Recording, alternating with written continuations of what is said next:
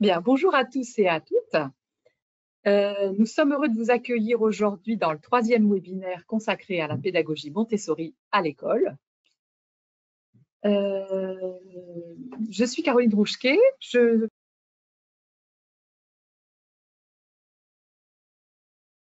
Nous sommes entrés en contact avec Marguerite Morin il y a à peu près 3 ans afin de développer des matériels de personnalisation des apprentissages destinés à l'école publique, mais aussi toutes les écoles qui ont envie d'utiliser cette pédagogie.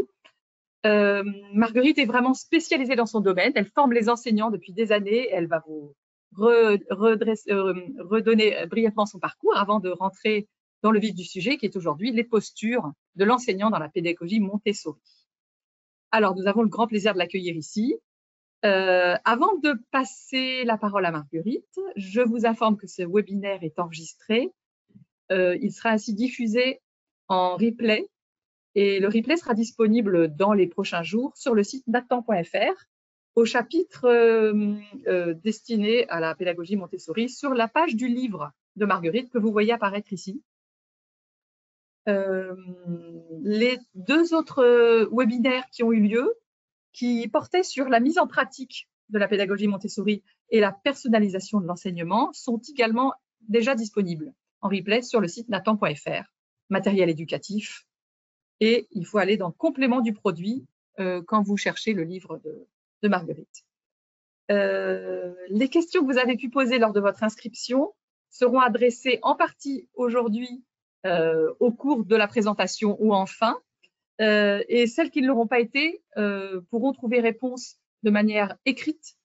Et le document qui relate ces questions, et ces réponses écrites sont également disponibles sur le site nathan.fr, toujours au même endroit. Voilà. Par ailleurs, vous avez sur votre écran un endroit questions ou chatter où vous pouvez interagir, vous pouvez poser des questions et on les liste. Alors voilà, on y répondra également soit en direct, soit en décalage par écrit. Eh bien voilà, Marguerite, c'est à toi. Bonsoir à tous, je suis ravie de vous retrouver pour ce 3e webinaire où nous allons parler aujourd'hui plus spécifiquement de la posture de l'enseignante et de l'enseignant et notamment sur ce difficile équilibre entre être garant du cadre et ce fameux lâcher prise. Donc cet équilibre qui va être revu en permanence et qui va permettre à l'enfant de s'autodiscipliner, qui va permettre à l'enfant cette fameuse difficulté entre liberté et discipline pour permettre la mise en pratique et l'apprentissage dans le cadre de la pédagogie Montessori appliquée au programme de l'éducation nationale.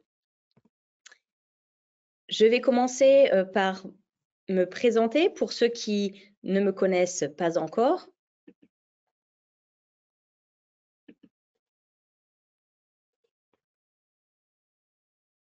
Donc, je suis Marguerite Morin, je suis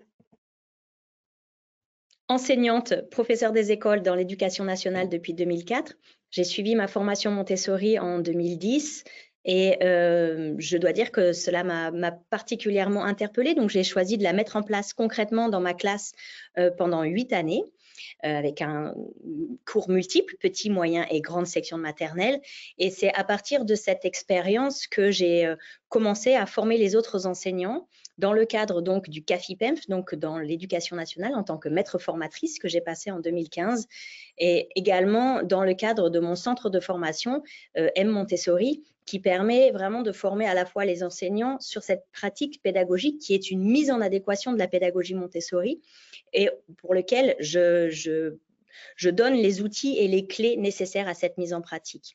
C'est dans ce cadre-là que j'ai été contactée pour écrire des ouvrages, donc notamment plusieurs ouvrages qui permettent aux enseignants de mettre en place cette pratique, d'avoir les outils nécessaires, notamment les fiches de séance pas à pas pour leur permettre de présenter les activités au quotidien, mais également ensuite en partenariat avec les éditions Nathan pour apporter un message clair sur comment mettre en place cette pratique dans la classe, comment répondre aux questions de la difficile articulation entre la pédagogie Montessori et les demandes institutionnelles, donc comment faire ce juste équilibrage et tout en développant donc une gamme de matériel pour permettre la diffusion au plus grand nombre et notamment être en lien avec l'éducation nationale.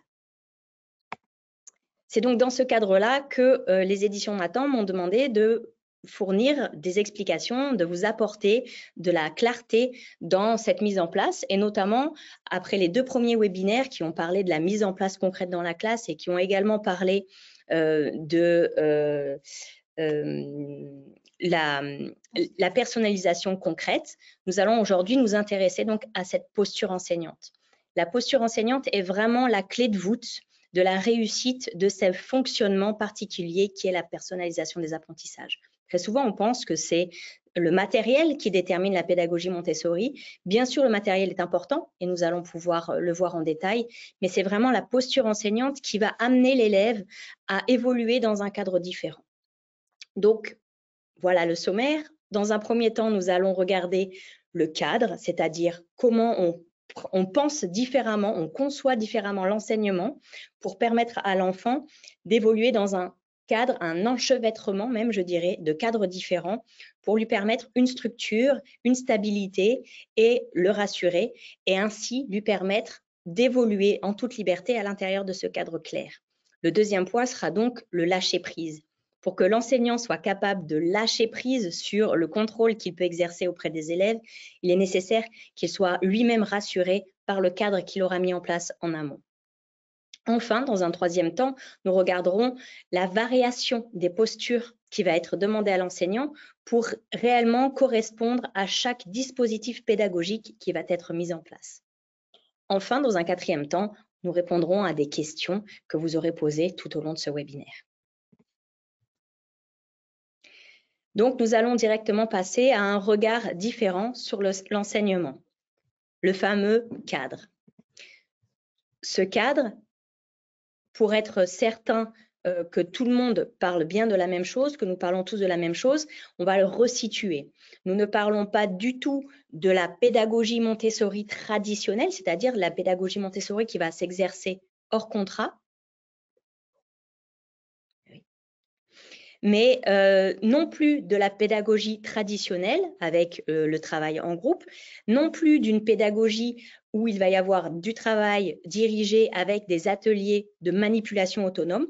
Nous parlons vraiment de ce qu'on appelle la personnalisation des apprentissages, c'est-à-dire la pédagogie Montessori qui va être adaptée au programme de l'éducation nationale. Cette pédagogie-là, elle reprend des grands principes de la pédagogie Montessori tout en l'appliquant, la mettre en adéquation avec les programmes de l'éducation nationale et tout en variant les dispositifs, d'où cette variation de posture.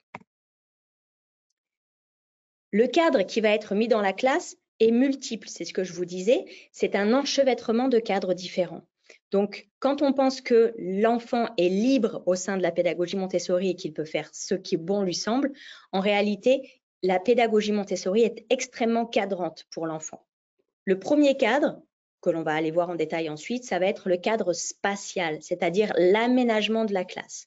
Ce premier cadre-là permet vraiment à l'enfant de se structurer. Le deuxième cadre, à l'intérieur du premier, est le cadre matériel. La réalisation des activités, l'utilisation du matériel est extrêmement contraignant et extrêmement cadré et demande à l'enfant de suivre un processus. Le troisième cadre, c'est un cadre de fonctionnement, c'est-à-dire que l'investissement de l'enfant, la liberté qui va lui être donnée, est régie par un grand nombre de règles à suivre et de protocoles à exécuter. Le cadre humain, enfin, la relation entre l'adulte et l'enfant, cette relation de confiance qui va être mise en place, fait partie également de cadres explicites et clairs avec des règles.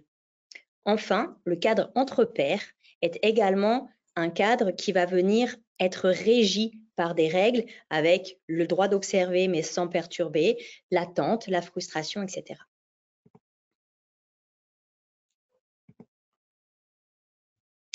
Premier cadre, donc, le cadre spatial, c'est-à-dire l'aménagement de la classe. Nous avons déjà vu en détail lors des premiers et des précédents webinaires cette partie très importante de l'aménagement de la classe. Nous n'allons pas revenir en détail sur cet aménagement-là, mais juste revoir les grandes lignes qui permettent en réalité de cadrer l'enfant. Cet aménagement de la classe est donc extrêmement explicite. Il doit permettre à l'enfant de savoir quel domaine d'apprentissage il est en train de travailler. Rappelez-vous, l'aménagement est réalisé par aire, par domaine. Il y a une étagère pour le matériel de langage, une étagère pour le matériel de maths, une étagère pour la vie pratique, une étagère pour le raffinement sensoriel et une étagère pour le domaine d'explorer le monde.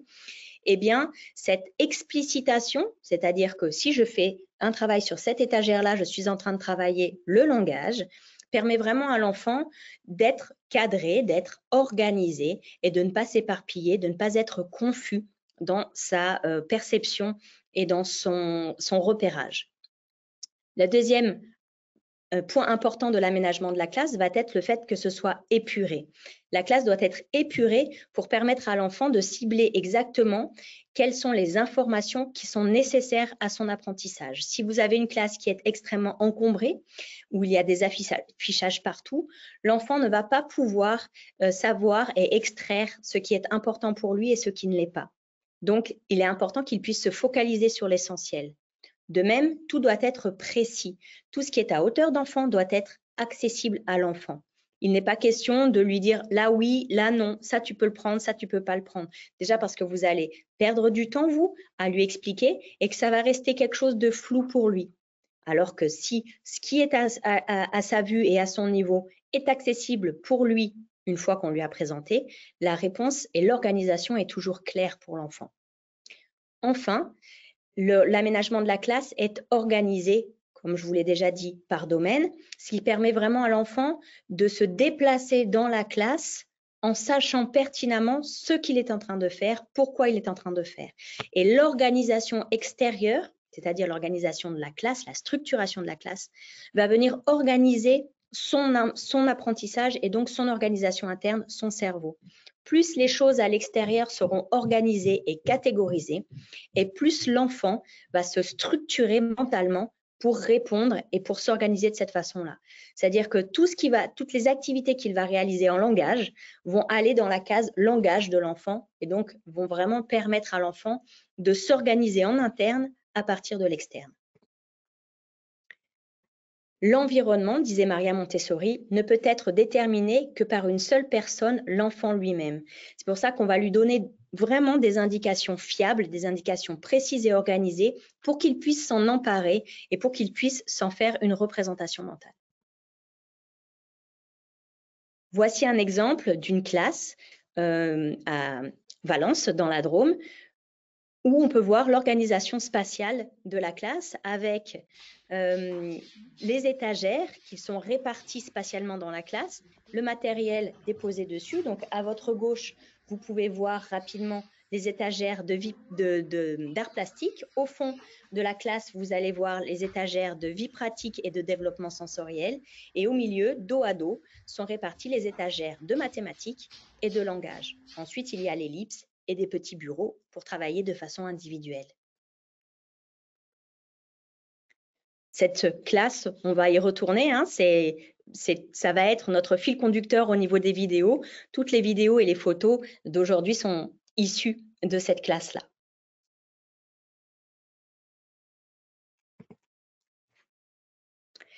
Le deuxième cadre, une fois l'aménagement mis en place, va être le cadre institué par le matériel. Le matériel nécessite une organisation et une réalisation extrêmement précise et extrêmement régulée. En effet, le matériel va être explicite. Chaque fois qu'on fait une activité, on a une cognition incarnée. On sait qu'est-ce qu'on est en train de faire et pourquoi on est en train de le faire. On a conscience, on est en train de mentaliser l'activité. Et ça donne un cadre très clair à l'enfant. Le matériel va être épuré. On en a déjà également parlé lors des précédents webinaires. C'est-à-dire qu'il va comporter une seule variable à la fois. Par exemple, la tour rose est entièrement rose car la seule variation que l'enfant doit voir, c'est la différence de taille entre chaque cube. Ça permet vraiment à l'enfant de se focaliser sur ce qu'il est nécessaire d'apprendre à travers cette activité-là. Ça veut dire qu'on va aborder un concept à la fois. Il ne va pas y avoir un mélange entre une activité qui va faire travailler énormément de concepts flous à la fois. On est vraiment sur quelque chose de précis. Et même, on va travailler une toute petite partie du concept pour ensuite être en capacité d'assembler chaque petite partie du concept pour le comprendre en entier.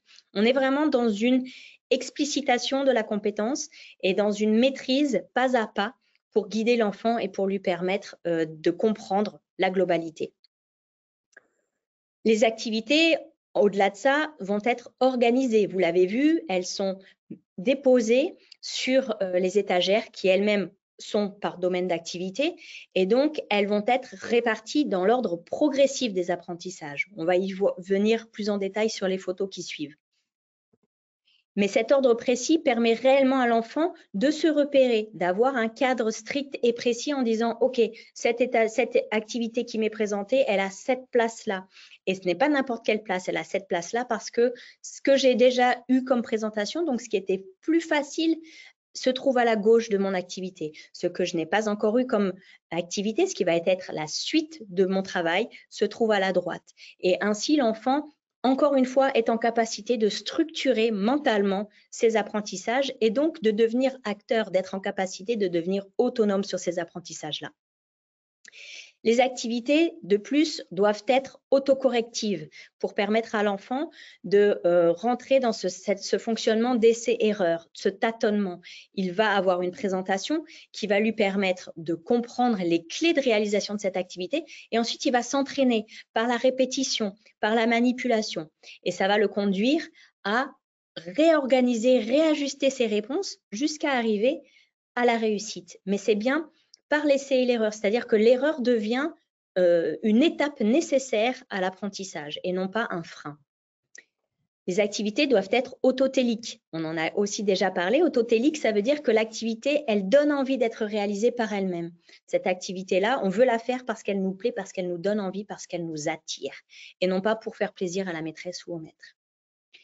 Toutes les activités de la pédagogie Montessori sont focalisantes. Elles amènent l'enfant à développer sa concentration. Elles le plongent complètement dans sa bulle à lui parce qu'il vient nourrir son développement. Et en nourrissant son développement, il va augmenter son temps de concentration et dans ce cas, être de plus en plus en capacité de faire des activités cognitivement lourdes et complexes.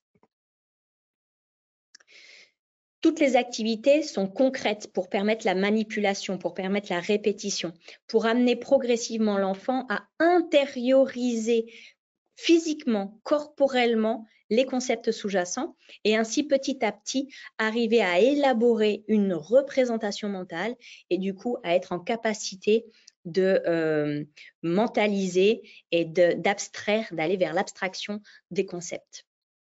Les activités restent disponibles à l'enfant. C'est pas parce qu'elle est trop facile pour lui qu'il n'a plus le droit de l'apprendre.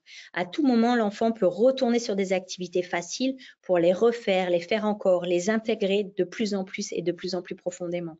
Il peut donc ainsi répéter à l'infini les activités jusqu'à ne plus en avoir besoin, que ces activités ne le nourrissent plus. Enfin, toutes les activités sont en un seul exemplaire, ce qui permet vraiment à l'enfant d'être dans la non-compétition. C'est encore une fois un cadre clair, avec des règles claires. Chaque enfant fait sa propre activité sans le regard des autres, sans la compétition, sans la comparaison. Nous voyons ici l'aménagement d'une étagère de mathématiques, par exemple. Donc, vous avez en haut à gauche les chiffres rugueux, donc l'activité la plus facile en mathématiques, pour aller progressivement, en vous déplaçant sur la droite, à la succession des activités dans leur ordre de progressivité. Donc l'activité qui se trouve juste à droite des chiffres rugueux, qui est quantité, nombre et quantité, non c'est pas ça, quantité et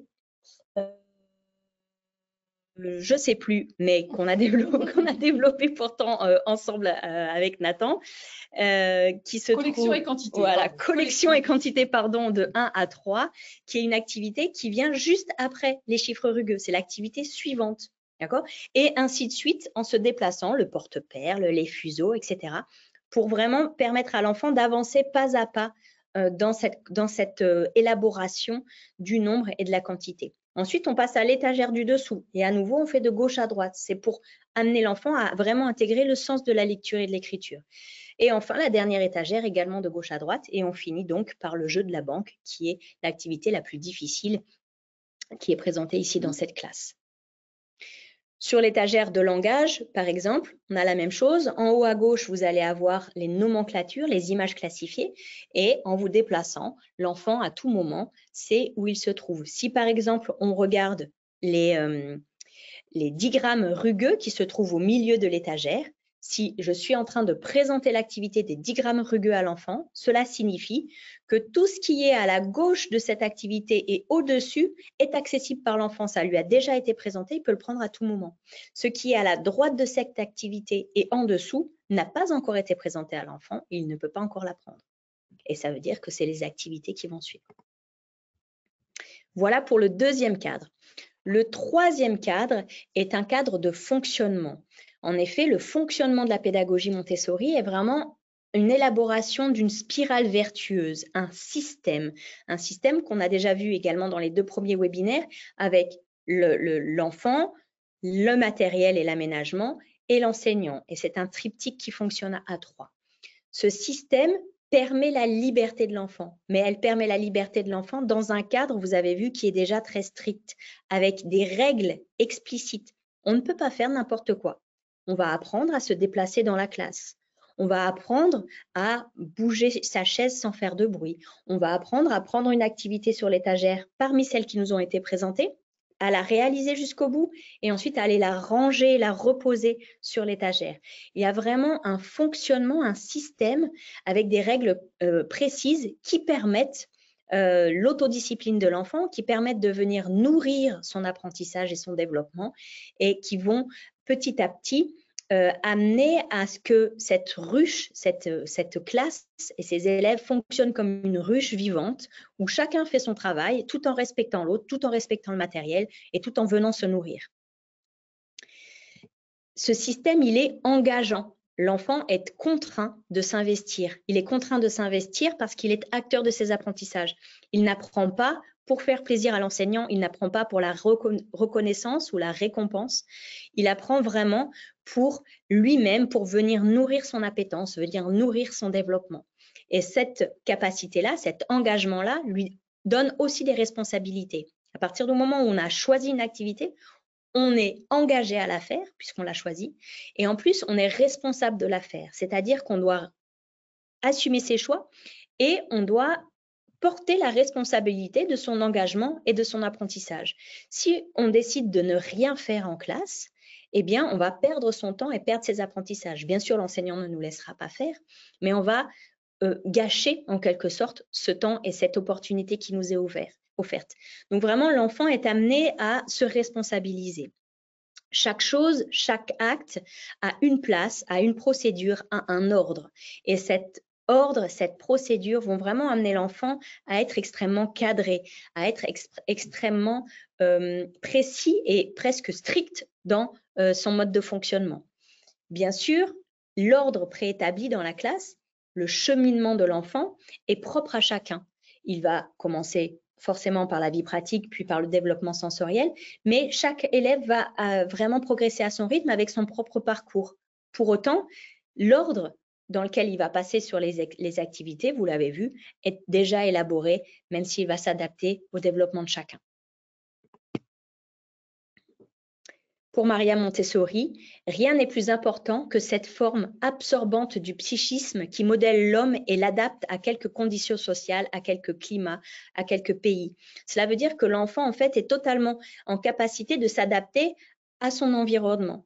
Donc, plus on va lui proposer un environnement qui va être explicite, structuré, ordonné, compréhensible par lui, et plus l'enfant va être en capacité de l'intégrer, de l'absorber et du coup de le reproduire.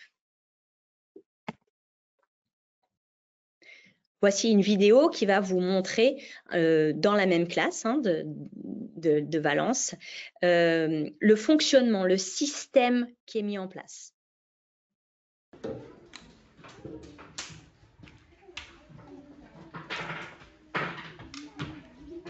Donc, dans cette vidéo, vous voyez des élèves en activité personnalisée, donc en Montessori. Chaque enfant, dans le cadre clair de la classe, dans ce fonctionnement précis, est en activité, il est acteur de ses apprentissages, c'est lui qui a choisi son activité parmi celles qui lui ont été présentées et il s'investit dans cette tâche, dans cette mission. L'enseignant est bien sûr là pour le guider, pour lui transmettre l'apprentissage, pour lui faire des leçons personnalisées, mais à aucun moment c'est lui qui va le contraindre, l'obliger et lui demander de faire ce travail-là.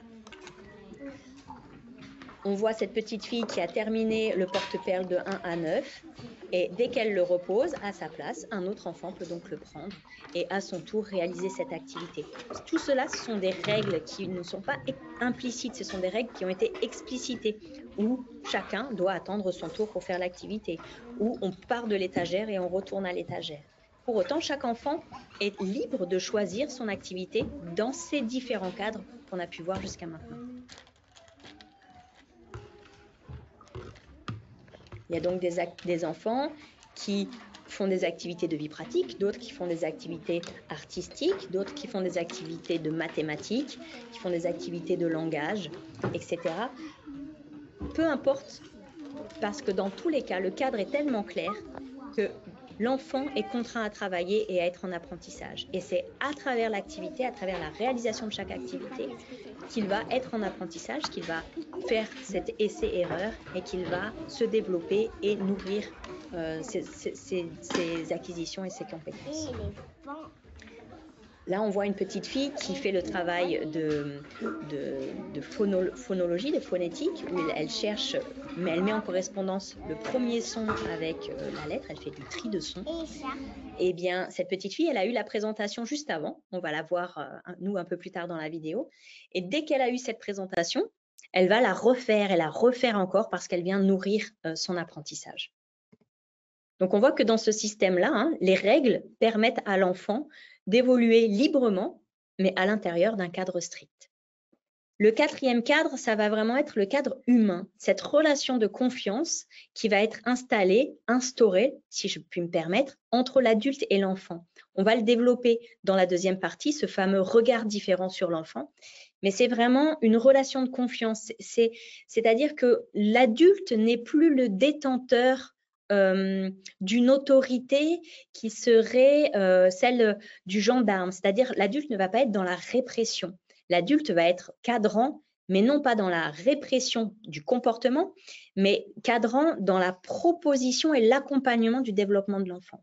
À partir du moment où on accompagne le développement de l'enfant, il est suffisamment nourri pour ne plus être en opposition à l'adulte ou pour essayer de faire des choses derrière son dos.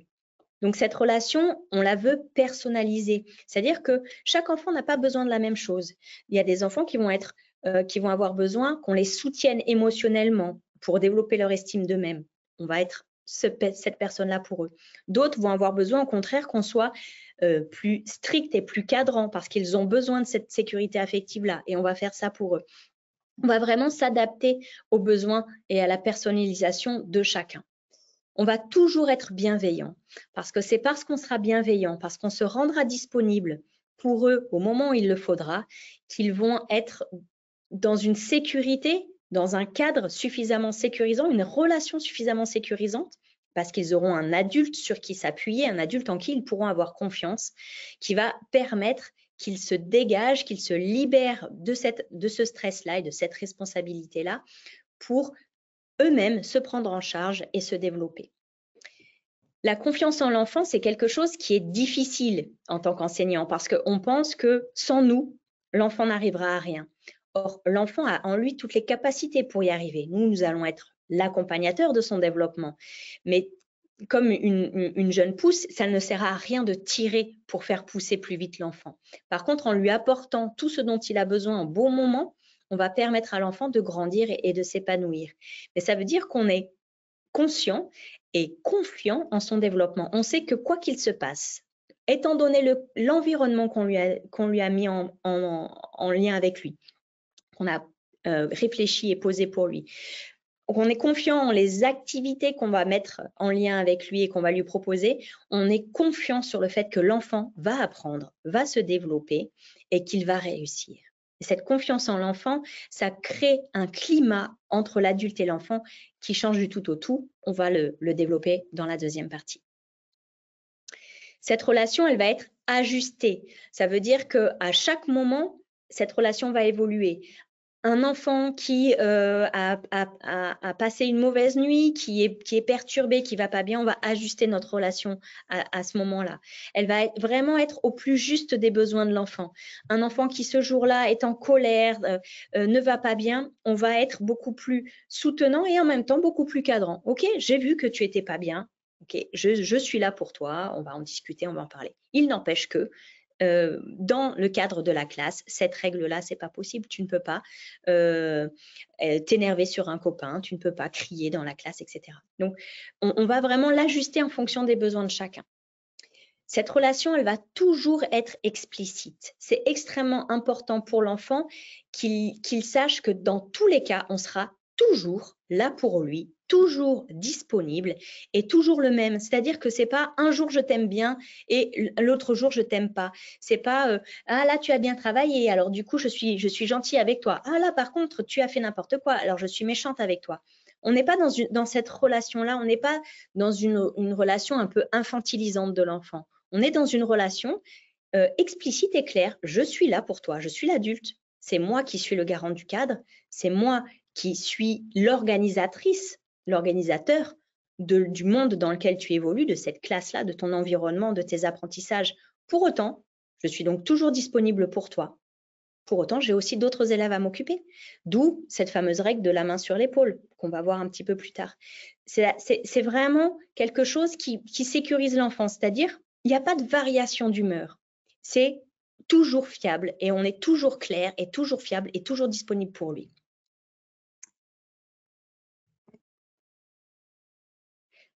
Maria Montessori disait « Notre tâche n'est pas d'enseigner, mais de guider l'enfant ». Et c'est une vraie distinction. C'est-à-dire qu'on n'est pas là pour remplir son intellect. On n'est pas là pour lui déverser des connaissances. On n'est pas là non plus pour l'éduquer au sens de la carotte et du bâton. On est là pour le guider, pour l'inspirer, pour lui donner envie et pour vraiment accompagner son développement, pour le nourrir, pour le mettre en lien, pour lui permettre de grandir. Et ce changement de posture fait vraiment la différence dans la classe.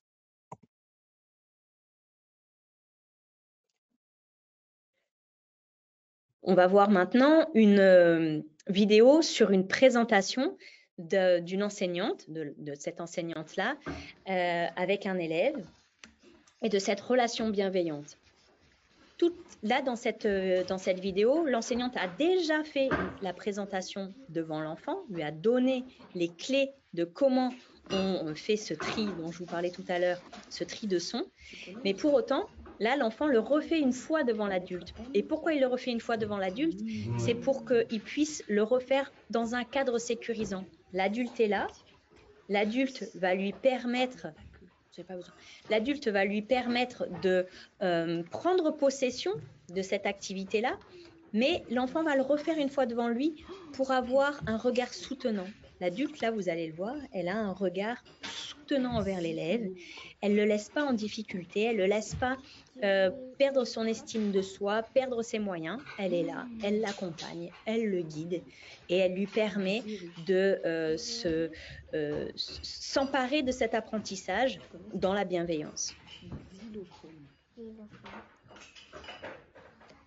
Elle va lui donner les clés de compréhension de cette activité et ensuite elle va lui donner vraiment ce soutien-là pour qu'il puisse ensuite, quand il va le faire seul, bien sûr ça va être plus difficile, il n'y aura pas l'étayage de l'adulte, mais il se sera déjà entraîné une première fois, il se sera déjà emparé de la difficulté et du challenge que nécessite cet apprentissage. Parce que dans la pédagogie Montessori, c'est vraiment en faisant l'activité que l'enfant apprend. Bien sûr, nous, on va lui faire une leçon personnalisée, mais c'est en faisant l'activité qu'il va enclencher le processus de compréhension et qu'il va réellement être en situation d'apprentissage.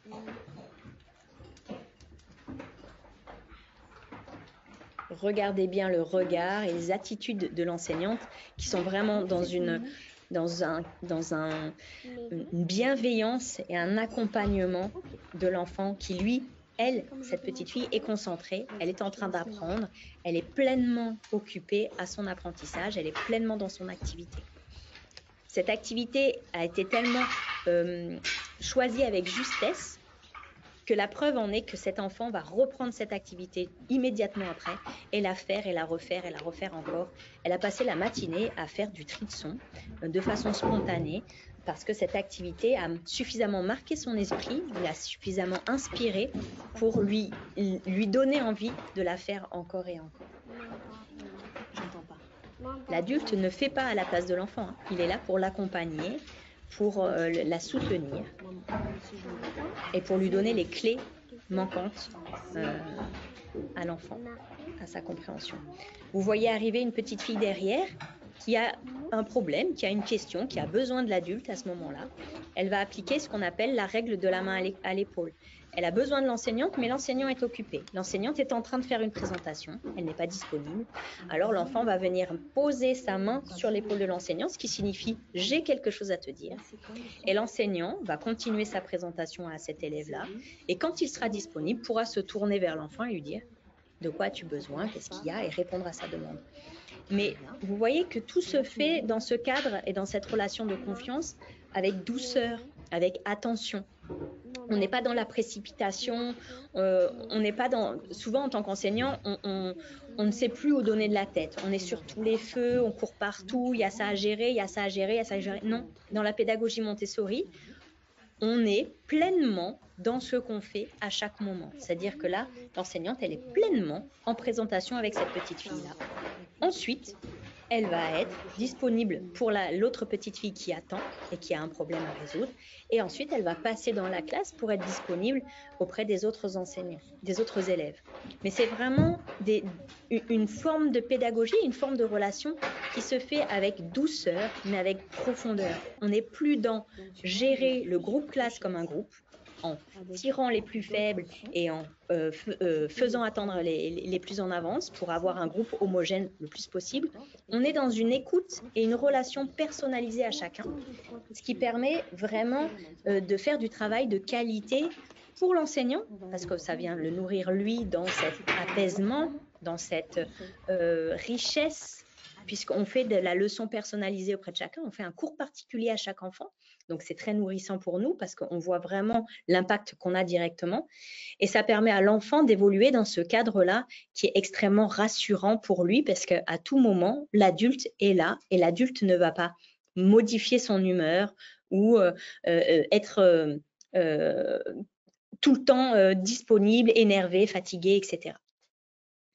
Le cinquième point est donc le dernier cadre, c'est le cadre entre pairs. Les élèves travaillent dans une réciprocité. Ils sont en train de partager. Les activités sont pour tout le monde. Il n'y a pas de possession. Les activités sont là pour nourrir chacun, mais elles n'appartiennent à personne en particulier. Il n'y a pas de compétition puisque chaque activité est unique et donc pas de comparaison possible, ce qui entraîne vraiment un sentiment de partage, un sentiment d'entraide.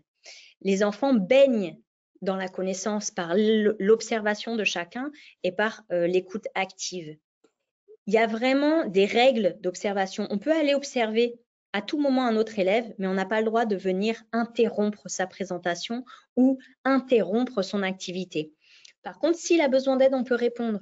Donc, c'est vraiment finalement un respect bienveillant et des règles d'une micro-société, le fameux vivre ensemble qui est vraiment mis en avant et qui est effectif dans la classe. On voit ici des photos où les enfants sont réellement en train de partager, de s'aider, de faire ensemble sans être dans la compétition ou dans le regard de l'autre ou dans la possession.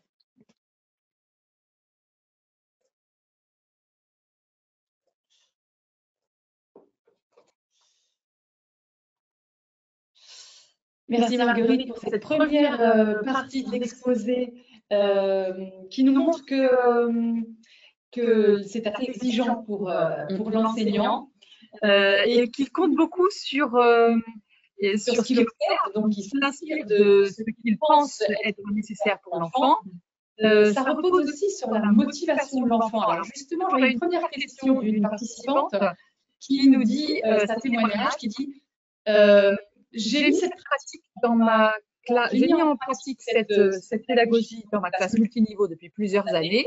Et je trouve que c'est de plus en plus difficile à cause du manque d'autonomie des élèves et surtout du manque d'envie.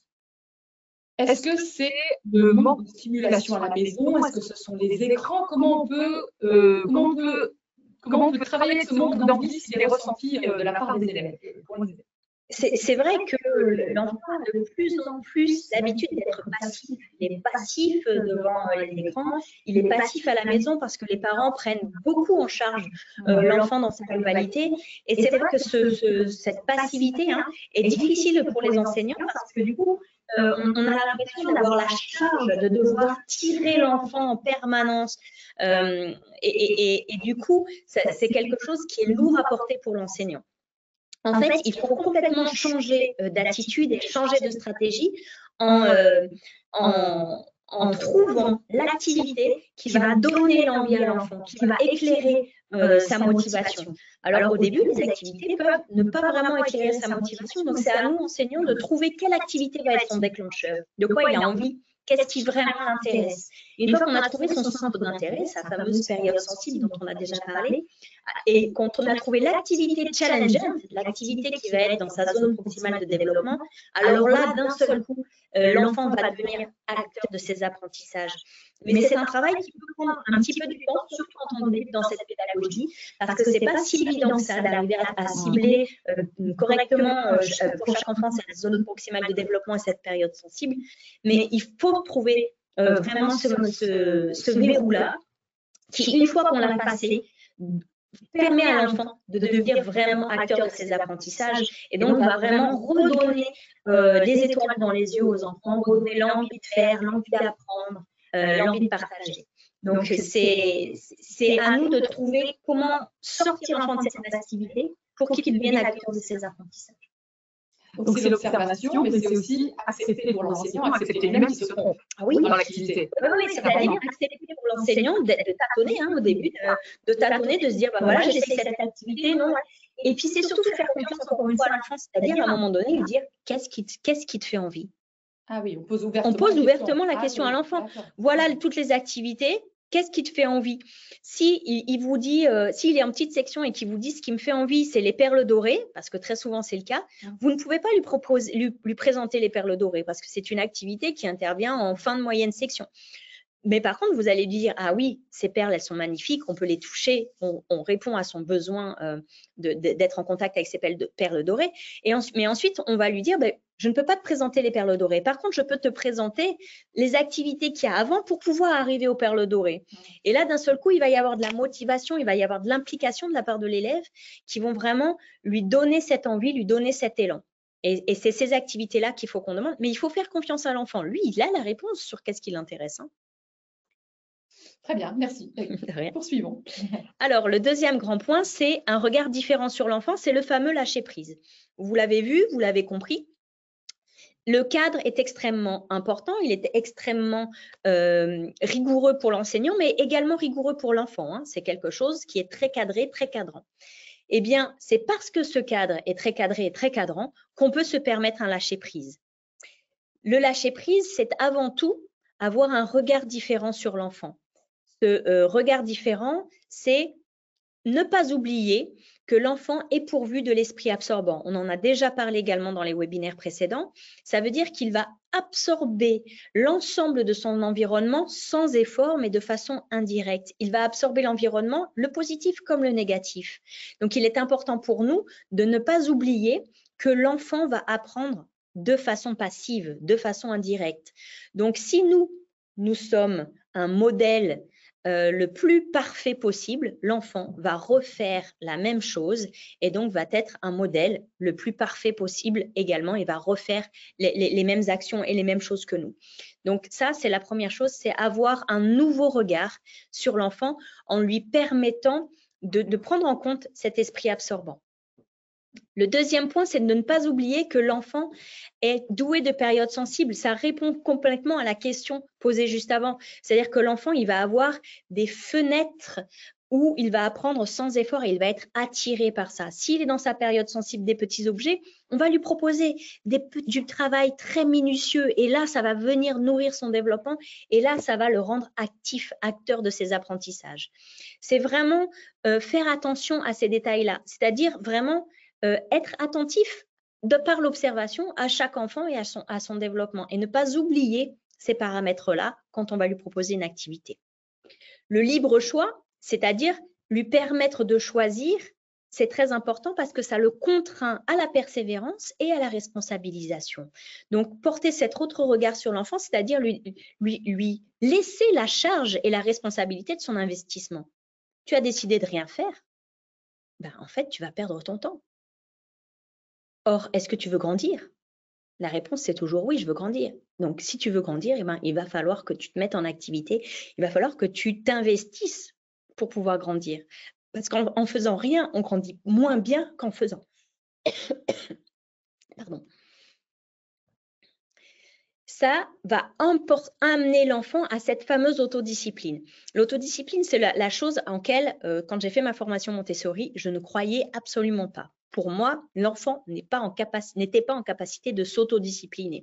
Il se disciplinait parce que nous, enseignants, on lui imposait un cadre, des règles, etc. Non, en réalité, si on nourrit le développement de l'enfant, et non pas son ego, son développement profond et sa soif d'apprentissage, alors on va apporter l'envie, on va apporter l'élan et ça va amener le calme et la concentration.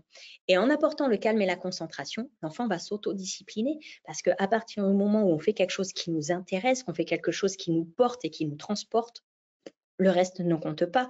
On n'a pas envie d'aller se bagarrer avec les copains. On n'a pas envie de ne faire rien. On n'a pas envie de papillonner. On a envie de se nourrir et de se nourrir et de se nourrir encore. Donc, en fait, au lieu de se focaliser en tant qu'enseignant sur le comportement de l'enfant, il est nécessaire de se focaliser sur l'apprentissage de l'enfant. À partir du moment où il fera une activité qui nourrit son apprentissage, il n'aura absolument plus aucun problème de discipline. Donc, c'est vraiment changer notre regard là-dessus, c'est-à-dire ne pas attendre de l'enfant un comportement parfait avant de lui donner de l'apprentissage, mais au contraire, de trouver l'apprentissage qui le nourrit suffisamment pour lui permettre d'avoir un comportement parfait. Et ça, c'est fondamental. Le dernier point sur l'autre regard sur l'enfant, c'est vraiment de le rendre, ça répond encore à la question de juste avant, acteur de ses apprentissages. Mettre en place les conditions optimales qui permettent à l'enfant d'être actif. S'il ne peut pas faire les choses tout seul et par lui-même, si il a besoin de notre validation pour réaliser une activité, s'il a besoin qu'on lui descende l'activité pour qu'il puisse la faire, si en fait il est dépendant de l'adulte, il ne peut pas être acteur de ses apprentissages. Si vous demandez à chaque activité réalisée qu'il lève la main, qu'il attende que vous veniez valider, il ne sera pas acteur de ses apprentissages puisqu'il est dépendant de vous. Donc, il est vraiment nécessaire de permettre à l'enfant d'être acteur de ses apprentissages et de s'investir lui. Et vous, vous êtes là pour bien sûr l'accompagner, le guider, mettre vos connaissances et votre expérience au service de ses apprentissages et de son développement. Et cet autre regard sur l'enfant, il est vraiment primordial parce que c'est ce qui va conditionner votre lâcher-prise. Vous pourrez accepter de ne pas tout contrôler si votre cadre est suffisant, c'est-à-dire si vous avez enlevé toutes les activités de fuite que sont les puzzles, les jeux de construction, les jeux symboliques, alors pendant votre temps d'activité personnalisée, votre temps Montessori, l'enfant n'aura d'autre choix que de travailler et d'apprendre. Si l'enfant n'a d'autre choix que de travailler ou d'apprendre, alors vous pouvez lâcher prise sur votre posture de contrôle, puisque dans tous les cas, quoi qu'il fasse, même si vous ne savez pas exactement ce qu'il fait à tout moment, il est en train de travailler et d'apprendre. Tous ces paramètres-là sont extrêmement importants pour permettre ce fameux équilibre entre lâcher prise et cadre. Pour finir sur cet équilibre-là, avant de passer aux différents types de postures, sachez que l'équilibre entre le cadre et le lâcher-prise est un équilibre que vous allez modifier en permanence. Je l'ai déjà dit dans les précédents webinaires. Par moment, en fonction de la classe que vous avez, du groupe classe que vous avez, en fonction de la journée, de l'excitation, un jour de neige, un jour de pas neige, un jour où vous êtes bien, un jour où vous êtes moins bien, ce cadre-là, cet équilibre-là, il va être sans cesse modifié. Et c'est OK. À chaque instant, vous allez l'adapter pour le bien-être de la classe, pour que l'atmosphère de travail soit toujours la plus optimale possible.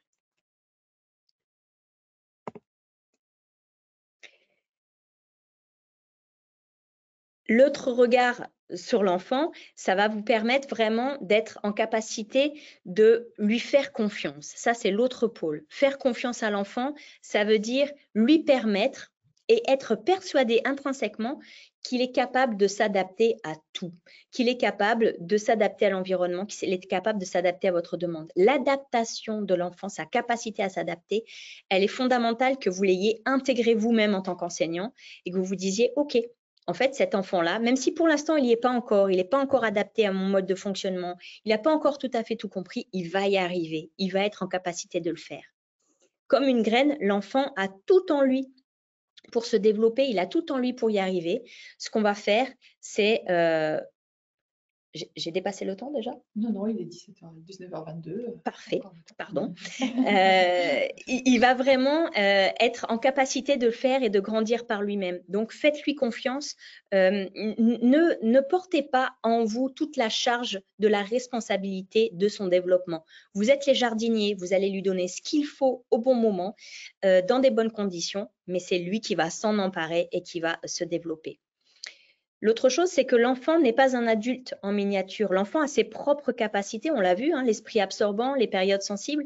Et donc, il va, lui, avoir soif d'apprentissage, avoir soif de travail. Laissez-lui cette opportunité, cette capacité, cette joie d'apprendre et de travailler, de se développer. C'est une force de vie que vous allez accompagner et que vous allez accompagner en vous retirant le plus possible. Pour Maria Montessori, l'adulte doit toujours être disponible pour un enfant qui a besoin et en même temps, toujours être complètement effacé pour un enfant qui est en train de travailler seul. Donc, c'est vraiment extrêmement important de lui permettre cette autonomie et non pas de faire à sa place et de prendre sa place. Maria Montessori disait « Qu'est-ce qu'un enfant? Comment se développe-t-il dès la naissance? Comment se construit en lui la confiance et l'estime de soi? Comment lui apprendre à être, à penser, à agir, à faire par lui-même » Eh bien, pour Maria Montessori, on répond par une démarche propre. Apprendre à observer l'enfant dès sa naissance et dans les moindres détails pour être en lien avec lui et pour cultiver cet art de la rencontre. C'est-à-dire que chaque enfant, vous allez aller à sa rencontre dans ses particularités, dans ses spécificités et vous allez l'accompagner dans son développement. Son développement à lui, il va partir de son point A qui est son point A à lui et vous allez l'emmener à son point B qui est son point B à lui et ce n'est pas le même pour tous les enfants. Voilà un exemple d'un enfant en pleine concentration sur une activité. Ici, on a le porte-perles de 1 à 9 qui permet à l'enfant de mettre en correspondance la quantité et le symbole. Et on voit que cette activité, comme toutes les activités Montessori, va créer une absorption de l'enfant, une concentration. Et il n'a pas besoin de l'adulte. Et il n'a pas besoin que vous alliez vérifier et que vous alliez valider son travail. Il est en capacité de s'auto-motiver, de s'auto-générer cet apprentissage, puisque vous lui avez déjà présenté, et donc de valider lui-même par l'autocorrection s'il a fait juste ou s'il a fait faux. Donc c'est vraiment cette confiance en l'enfant, cette responsabilisation qui est important d'intégrer en tant qu'enseignant, parce que jusqu'à maintenant, quand on est enseignant, on porte le poids de la classe. Et bien là, non, on ne porte pas le poids de la classe. On porte le poids de l'accompagnement de chacun dans son développement et c'est toute la différence. Les enfants sont très concentrés. On voit que même si d'autres bougent autour, font se dégourdissent, font des mouvements, dansent, etc. Peu importe, l'enfant est focalisé sur son apprentissage. Il est en train de se nourrir, il est en train de grandir, il est en train d'apprendre. Et en fait, ça l'absorbe complètement, sans difficulté, sans que ce soit une contrainte pour lui. Au contraire, ça vient l'enrichir, ça vient apporter du développement. Très intéressant.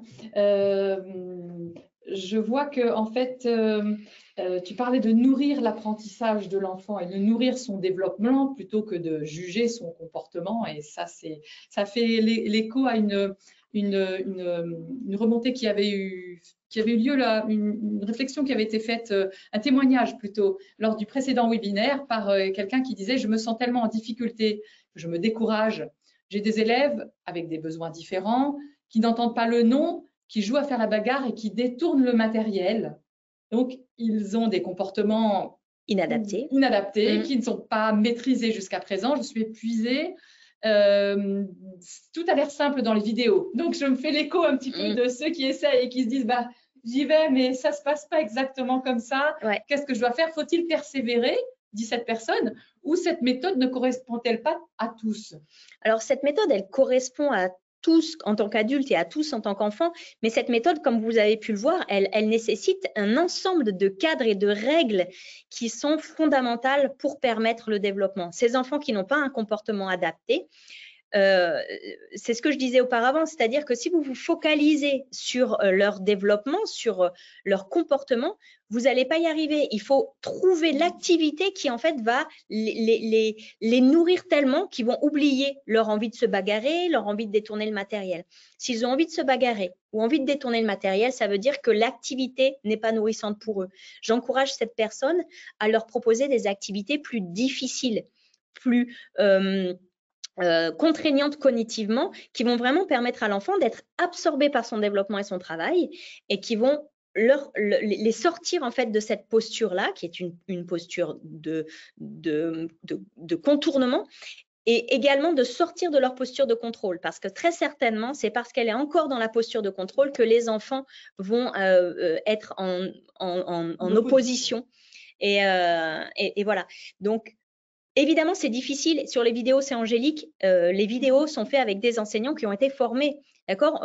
On peut s'improviser, on peut, grâce aux livres, arriver à trouver des techniques, des méthodes, évidemment, mais rien ne remplace la formation qui est vraiment essentielle pour justement comprendre et intégrer tous les petits détails qui font que ça fonctionne ou que ça ne fonctionne pas.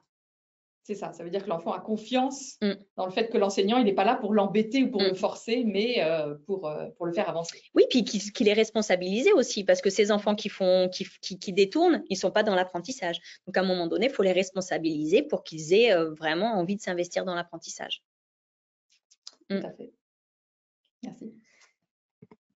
On aborde le dernier point, la variation des postures. Donc, il y a des postures générales dont qui ont été traitées par Dominique Bucheton, qui sont les différentes postures de l'enseignante. Et c'est des postures qui sont extrêmement importantes à connaître. Ce n'est pas le lieu ici de ce webinaire-là. Nous, on va vraiment voir la variation des postures en fonction des dispositifs qu'on met en place au cours d'une journée quand on met en place la personnalisation des apprentissages. Tout d'abord, pour Maria Montessori, la première chose à modifier, c'est justement la posture de l'enseignante. Elle dit: le premier pas pour résoudre intégralement le problème de l'éducation ne doit pas être fait vers l'enfant, mais vers l'adulte éducateur. Il faut apporter de la clarté à sa conscience et le libérer d'un grand nombre de préjugés. Et ça, c'est vraiment extrêmement important. Ça veut dire qu'en fait, tout part de l'adulte.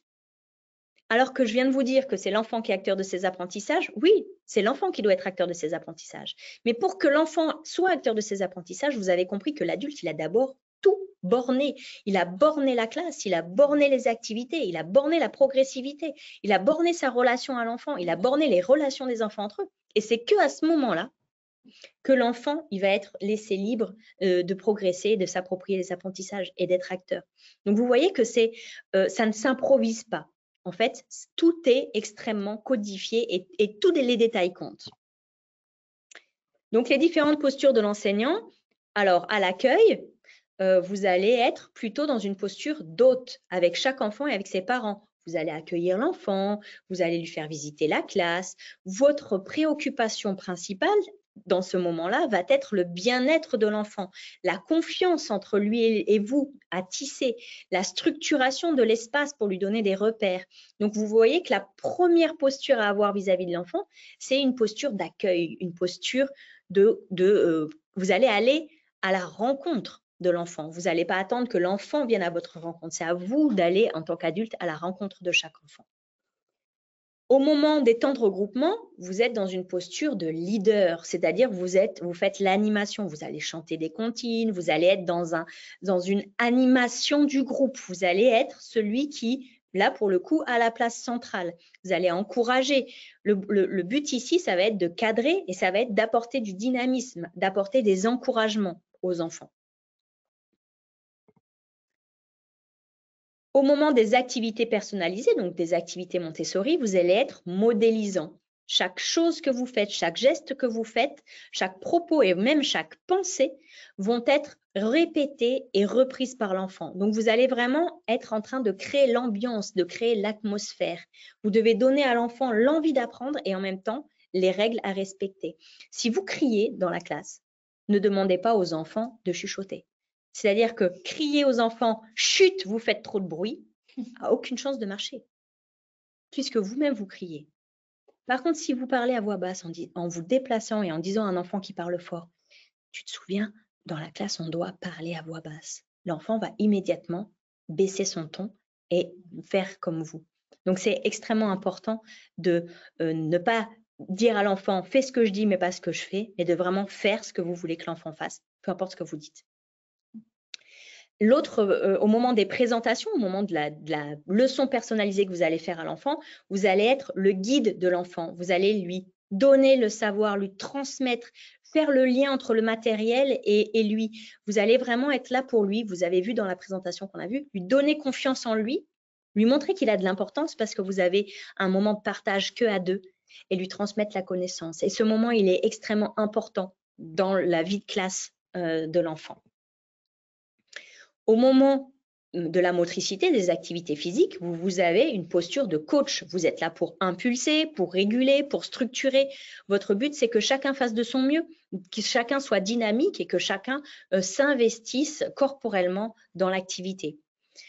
Au moment de la récréation, on croit qu'on est en pause, pas du tout. On devient le médiateur.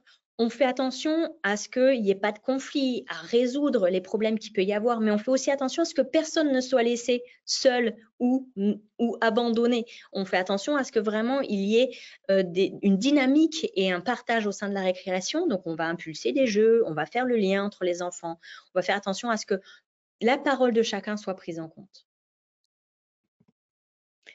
Enfin, au moment des ateliers en petits groupes, vous êtes dans une posture plus connue, la posture de l'enseignant, où vous allez donner la connaissance, réguler la parole et la pensée de chacun, structurer l'apprentissage.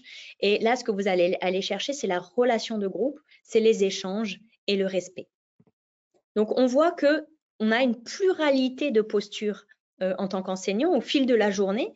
Et ces postures-là, c'est des postures que vous avez l'habitude d'avoir. Faites-vous confiance. Vous avez toutes les cartes dans votre jeu de développement professionnel pour répondre à ces postures-là. Et c'est important d'en avoir conscience qu'à ce moment-là, je fais ça, à ce moment-là, je fais autrement. Parce que si vous êtes toute la journée dans une posture de contrôle, alors vous n'aurez que, comme réaction, soit la posture de refus, soit la posture d'exécutant, l'enfant va exécuter vos ordres, soit la posture de détournement. Mais vous ne pourrez pas avoir une autre posture et un autre ressenti des enfants. Bien sûr, vous allez avoir encore d'autres postures. Hein. Vous allez être conciliateur avec vos collègues pour mettre en place cette pédagogie-là, orateur avec votre hiérarchie, organisé avec les prestataires, analyseur avec les zones proximales de développement et les périodes sensibles, diplomate avec les ATSEM et les parents, précis et persévérant quand il faut faire les présentations et les maîtriser, observateur de l'enfant et la primordiale, celle qu'il est nécessaire d'avoir avant tout, c'est d'être bienveillant avec vous-même.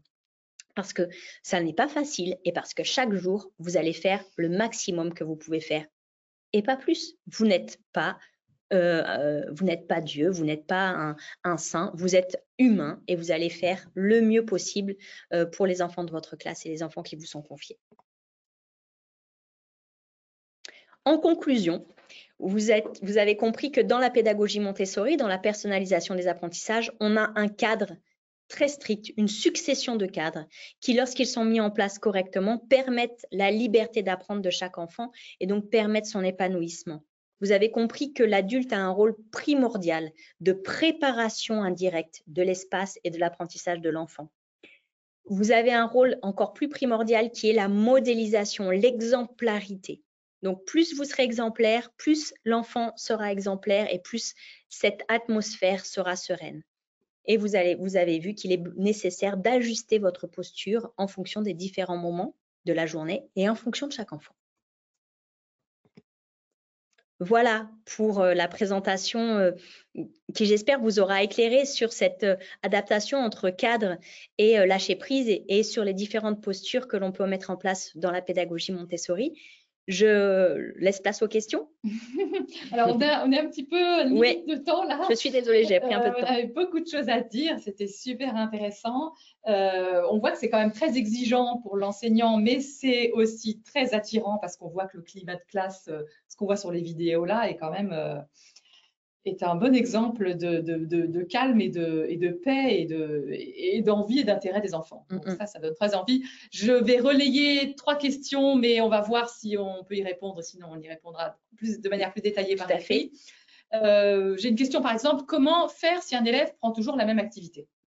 Alors, si un élève prend toujours la même activité, et ça arrive, c'est souvent qu'il manque de confiance en lui et d'estime de lui-même.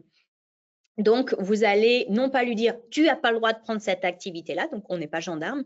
Par contre, vous allez jouer de façon indirecte sur l'environnement. Vous allez lui dire « cette activité, elle a besoin d'être réparée ou je la prête à une autre classe », peu importe, vous trouvez une raison et vous l'enlevez de l'environnement.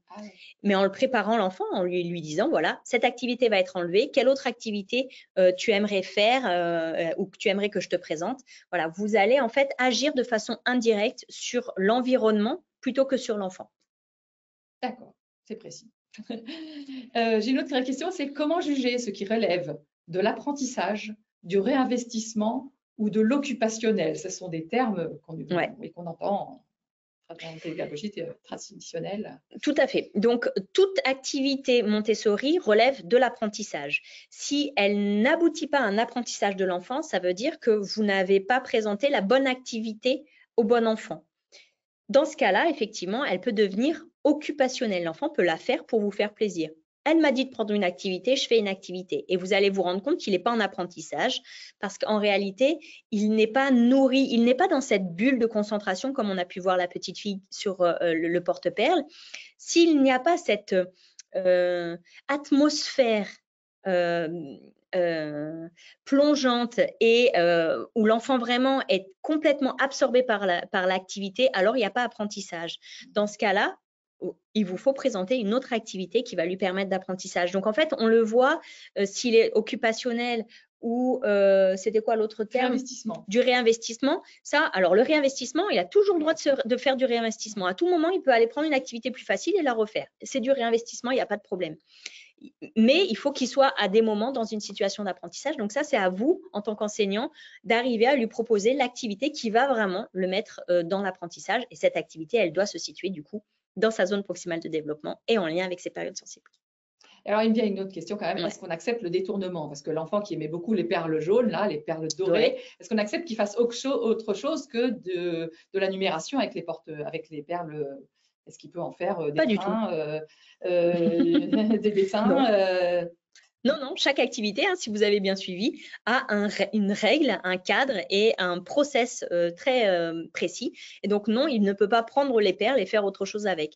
Parce que là, dans ce cas, c'est du détournement. Et du coup, c'est une autre posture, la posture ludo-créative, qu'on va faire développer à l'enfant, mais sur d'autres temps, pas sur le temps du matériel Montessori, parce que nous, ce qu'on recherche, c'est vraiment l'apprentissage. Donc, on lui explique que c'est bien, mais je vais te le retirer parce qu'il sert à autre chose, ce matériel. En fait, on va lui dire, est-ce que tu as eu la présentation de cette activité? Non. Donc, tu dois aller la reposer et quand tu seras en capacité de la faire, je te la présenterai. Mais s'il l'a eu et qu'il fait autre chose avec? S'il a eu dans ce cas-là, non, on lui redit à quoi sert, est-ce que tu te souviens comment cette activité t'a été présentée? Tu n'en fais pas autre chose? Non. Très bien. S'il en fait autre chose, c'est encore une fois qu'on ne lui a pas présenté la bonne activité. C'est qu'elle n'a pas l'intérêt nécessaire qui fait qu'il l'a fait correctement. Très, très souvent, en fait, on est en retard sur l'activité de l'enfant. D'accord. Et alors, dernière question, après on clôturera cette séance. Comment je fais pour acquérir cette posture en tant qu'enseignant, puisqu'elle a l'air si importante? Comment je fais? Alors, il y a plusieurs façons de la faire. Donc, on a des ouvrages qui permettent de déblayer quand même ce travail et cette posture, notamment l'ouvrage Montessori à l'école maternelle. Mais on a la chose primordiale, malgré tout, c'est la formation. Il est important de se former, d'être accompagné en fait dans cette posture, parce que vous avez vu, c'est plein de petits détails qui sont difficiles à acquérir seul. Ensuite, il y a vraiment tout le travail d'analyse de pratique, se filmer ou discuter avec des collègues, dire voilà, ça fonctionne, ça fonctionne pas, comment vous faites, échanger en fait sur les pratiques. Et ça, il y a les groupes, il y a un groupe par département qui s'appelle Public Montessori, où vraiment vous pouvez, en y adhérant, partager. Et c'est primordial d'être dans ce partage, dans cette interrogation qui fait évoluer les pratiques. Mais voilà, la chose primordiale, c'est vraiment la formation, mais ça va être vraiment aussi cette analyse de pratique. Filmez-vous, regardez-vous, mais avec bienveillance, en disant ça, je le fais, ça fonctionne, c'est super. Ça, je vois qu'en fait, je crois que je ne crie pas, mais en fait, je crie et donc il faut que je corrige cette posture-là, etc. C'est aussi un travail. Après, c'est plus facile de le faire accompagné que seul. Mais on peut vraiment faire progresser sa pratique et sa posture grâce à toutes ces petites choses, les livres, la formation, les groupes de partage et les vidéos. Et voilà, merci. Je crois qu'on a dit beaucoup de choses. Merci beaucoup, Marguerite. Merci à vous. Et puis, je vous souhaite d'arriver à vraiment mettre en place cette pratique et cette posture dans vos classes. N'hésitez pas à poser les questions auxquelles je répondrai par écrit. Merci. Très bien. Merci beaucoup. Belle soirée. À bientôt.